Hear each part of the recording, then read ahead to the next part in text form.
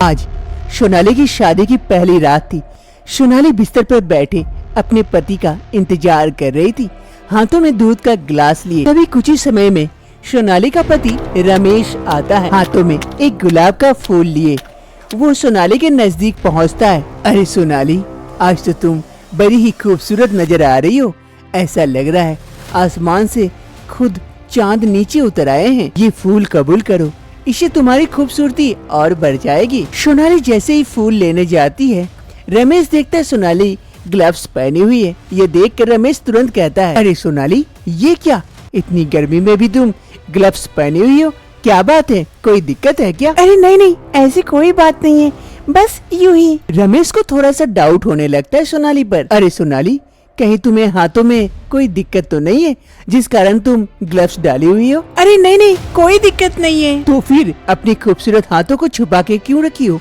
खोलो, ग्लव्स खोल दो और खाली हाथों से ये गुलाब कबूल करो। सोनाली थोड़ी सी असमंजस में पड़ जाती है। क्या हुआ, कोई दिक्कत है क्या? नहीं, कोई बात नहीं है, खोल देती हूँ। फिर सोनाली अपने ग्लव्स को हाथों से निकाल लेती है और फूल कबूल करती है। जैसे ही फूल कबूल करने के लिए सोनाली की हाथ रमेश के हाथों को टच करती है, रमेश के शरीर में एक अजीब सा चीज होने लगता है। अरे अरे अरे अरे सोनाली, ये क्या कर दी तुम? ये क्या हो गया मेरे शरीर के साथ? ये अजीब सा लग रहा है। अरे रे, देखते ही देखते रमेश एक केले में बदल जाता है। अरे सोनाली, ये क्या हो गया मेरे शरीर के साथ?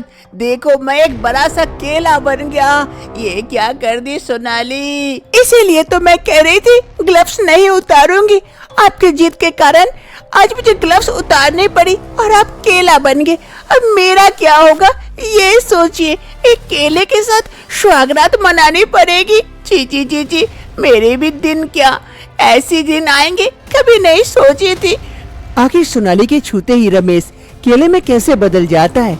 क्या सोनाली अब इस केले के साथ सुहागरात मनाएगी? जानने के लिए कुछ समय पहले चलते हैं। एक रोज सोनाली कमरे में बैठी हुई थी, तभी उसकी माँ सीमा देवी आती है। अरे सोनाली, सोनाली, घर में दिन भर बैठे रहती है, जाना बाजार से कुछ सब्जियां वगैरह लेके आ।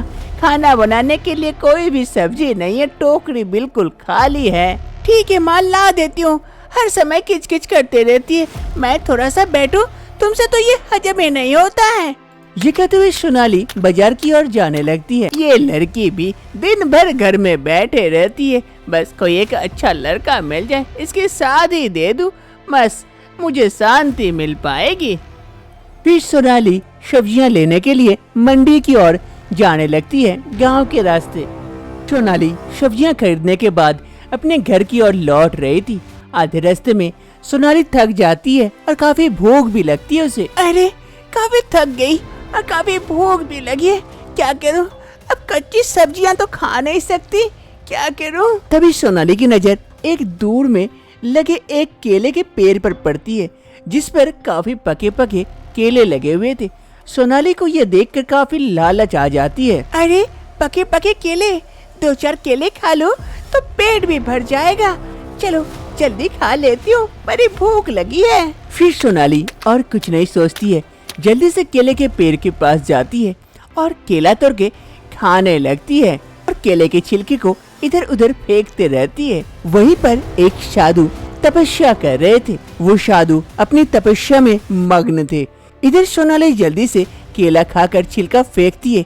एक छिलका जाकर उस तपस्वी के सर के ऊपर गिर पड़ता है, जिससे उस तपस्वी का तपस्या भंग हो जाता है। अरे, कौन है मूर्ख जो मेरी तपस्या को भंग करने की दुस्साहस किया?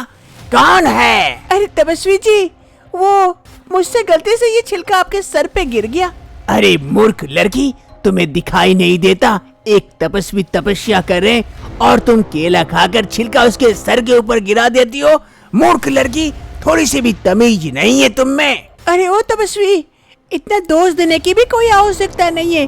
वैसे भी मैं गलत जगह पर छिलका नहीं फेंकी, तुम्हारा सर बीच में आ गया।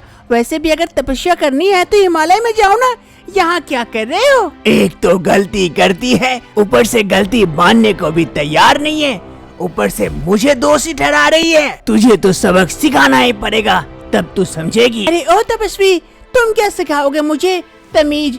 मुझे तमीज आती है। तुमसे बात करते करते मेरा समय लॉस हो गया।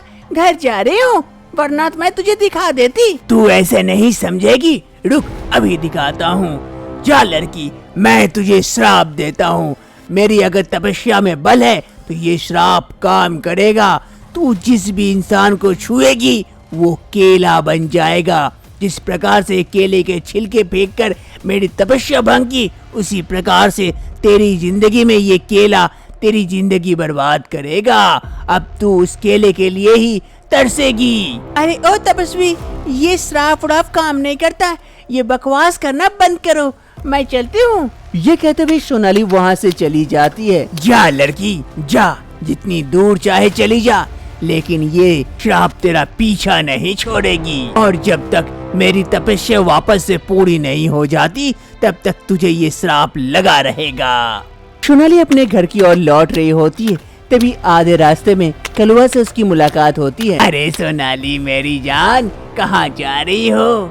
कब से मैं तुम्हें प्यार के लिए कह रहा हूँ कि कितना प्यार करता हूँ। ये सब सब्जियाँ वगैरह लाकर अपनी जिंदगी बर्बाद क्यों कर रही हो? मुझसे प्यार कर लो, सारी परेशानी खत्म हो जाएगी। ये सब्जियाँ वगैरह तो मैं ही ला दूंगा। अरे कलवा देखो, मुझे परेशान मत किया करो, माँ को कह दूंगी। अरे माँ को क्या कहना है, शादी तो हम दोनों को करना है। तभी सोनाली मनी मन सोचती है, अरे वो साधु बाबा शराब की बात कर रहे थे कुछ कि छूने से केला बन जाएगा क्या। इस पर ट्राई मार के देखती हूँ, सच में शराब काम करता है कि नहीं साधु बाबा का, या सच में वो ढोंगी बाबा थे। अरे कलवा, मुझे भी लगता है तुम्ही से प्यार कर लेना चाहिए, तुम्ही से शादी कर लेना चाहिए। मैं तो बच जाऊंगी और आराम से रहूंगी। आओ हाथ मिलाओ तो कम से कम। अरे ये हुई ना बात, इतनी जल्दी मान गई। फिर कलवा हाथ बढ़ाता है। सोनाली अपने हाथों को बढ़ाती है और कलवा के हाथों को छूती है। जैसे ही छूती है, कलवा देखते ही देखते एक केले में बदल जाता है। अरे सोनाली, ये क्या कर दी, मुझे केला बना दी। कहाँ से जादू टोना सीख के आई? पहले कह दी होती तो प्यार क्या शादी क्या तुम्हारे रास्ते तक नहीं आता। वापस से मुझे ठीक कर दो और करो मुझसे प्यार, यही होगा तुम्हारा अंजाम। अरे वो साधु बाबा तो सच में मुझे श्राप दे दिए, मैं किसी को भी छूऊंगी तो वो केला बन जाएगा। अब मुझे संभल के रहना चाहिए। अरे भागता हूँ, वरना कोई छील के मुझे खा जाएगा।